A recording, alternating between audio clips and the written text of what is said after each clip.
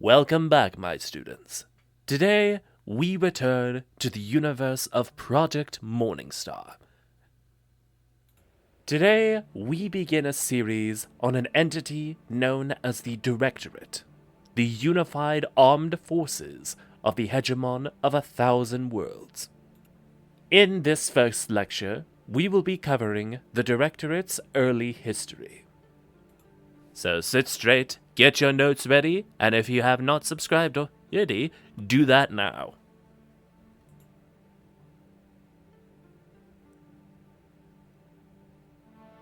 The Directorate's beginnings can be traced back to the first tumultuous years of the hegemon, when the region that would be renamed the Exicor was a dangerous and violent place.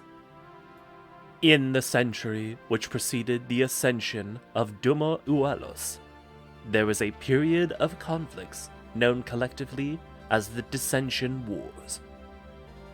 A series of conflicts which saw several star systems pitted against one another, with peace ultimately being achieved via mutual exhaustion.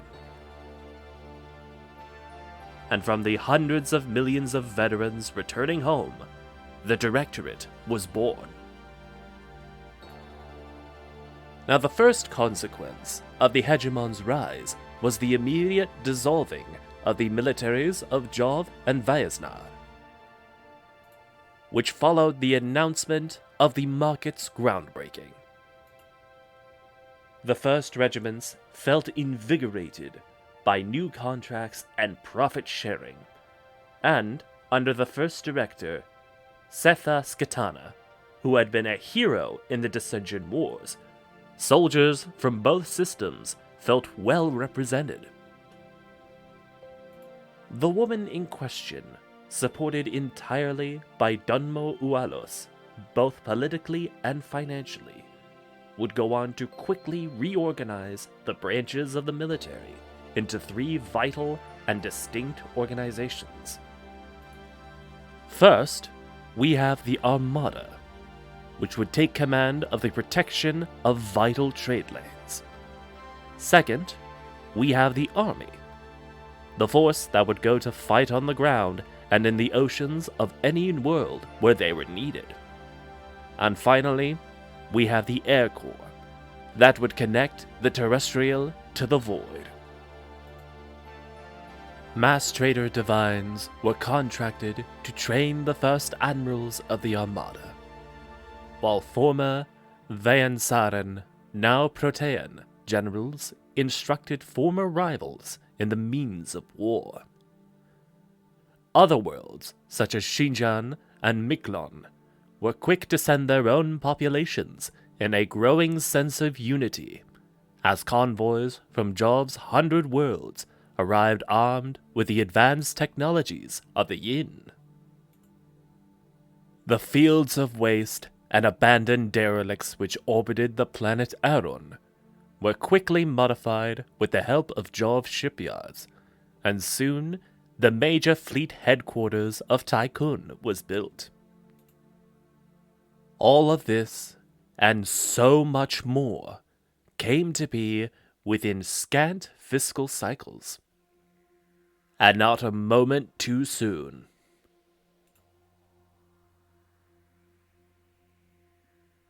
It would be in the coming fiscal cycles that various pirates, mercenaries, and other belligerents that rejected the philosophy of stellarization attempted to smother the young hegemon before it could truly draw breath. Military strikes, bombings meant to cause terror, and assassination attempts continued. Hostages were taken, yet it did not slow Dunmo Ulos or the hegemon.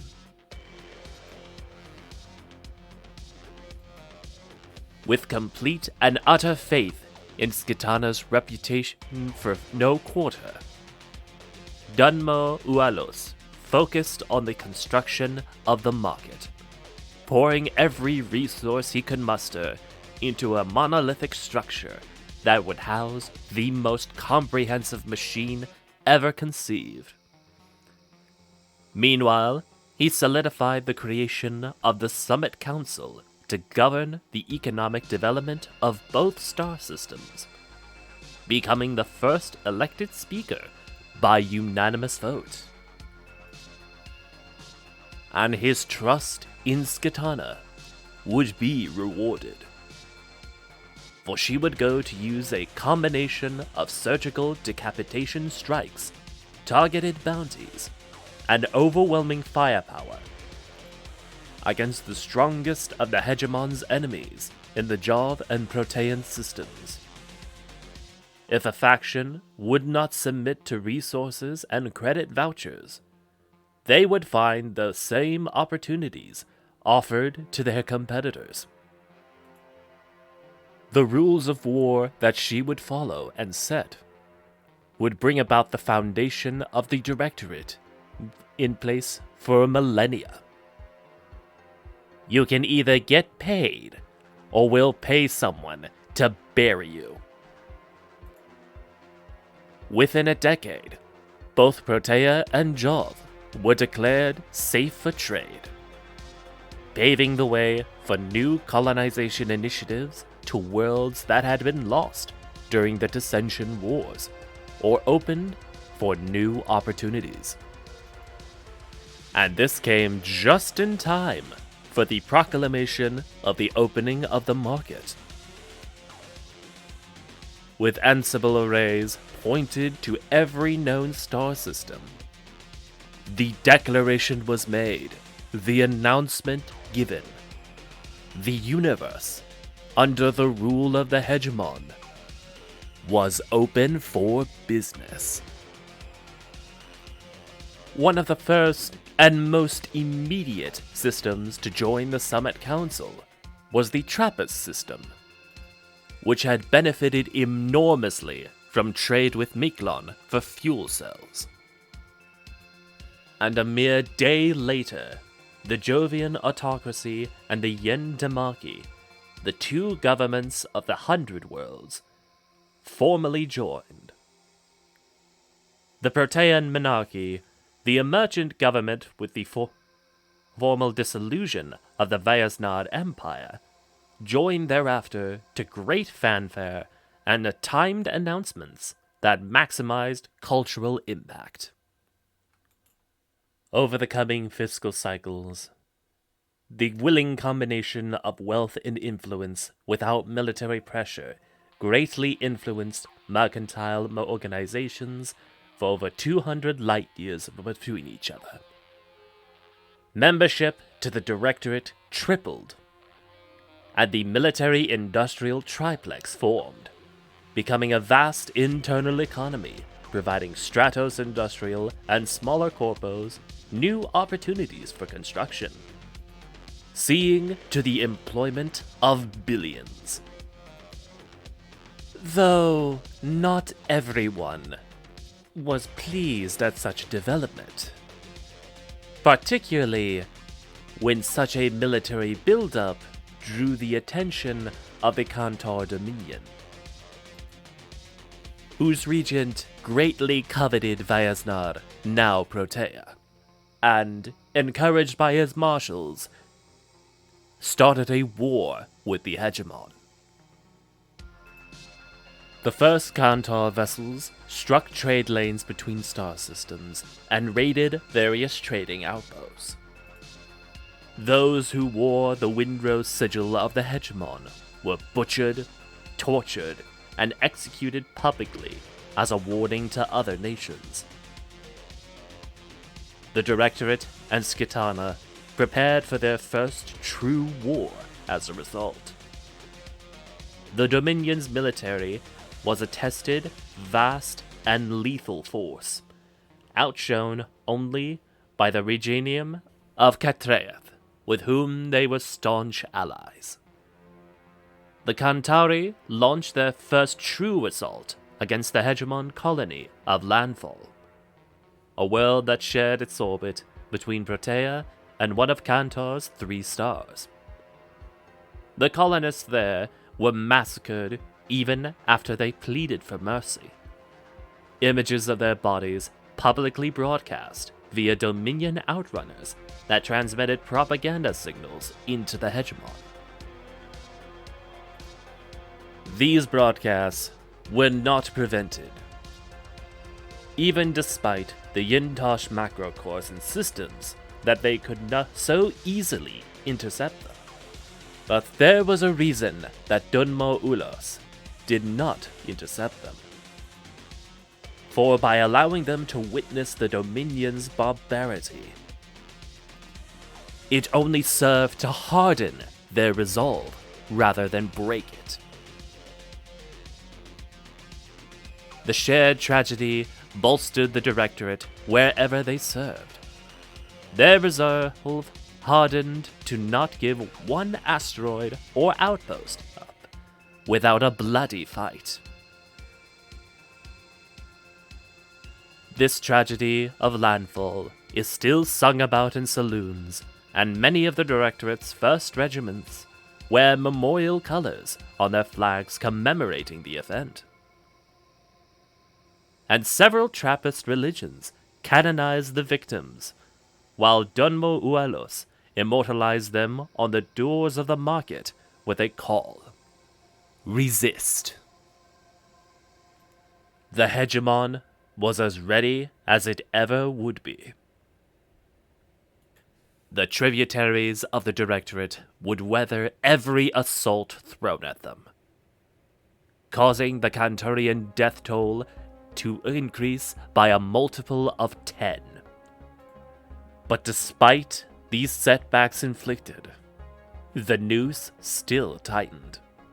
Skitana herself was killed aboard her ship, crashing into the rings of Xinjiang and dragging a Kandian war galleon into oblivion with her. On every world in the Protean and Jov systems, the Kanturians arrived either in smaller raiding forces or in all-out assaults.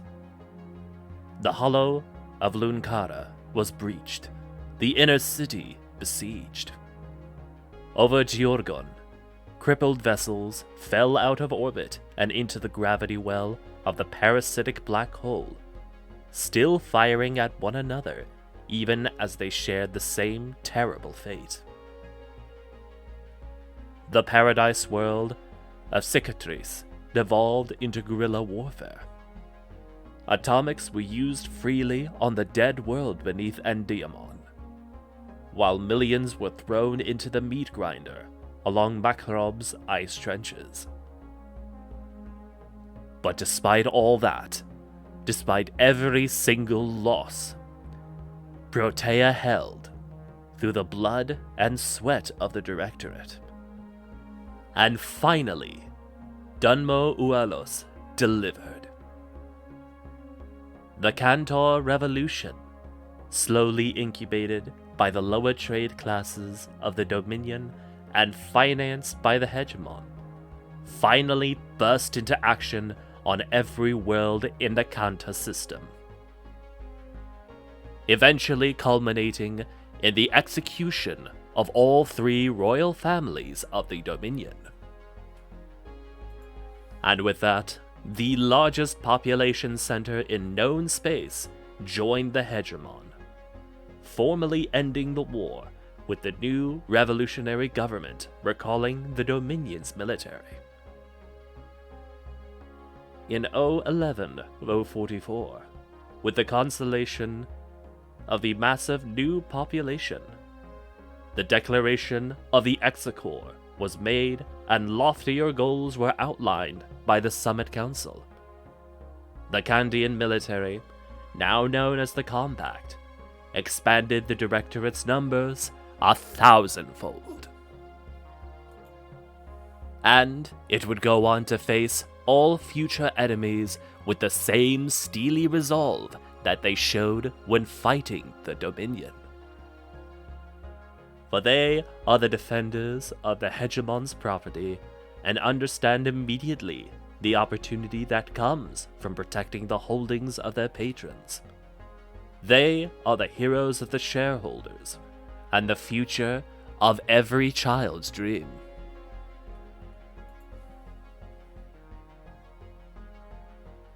And that concludes our very first lecture on the Directorate.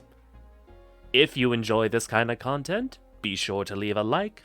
And if there's anything you want me to cover in the future, let me know in the comments section below. Once again, thank you so much for watching, and I hope to see you next time.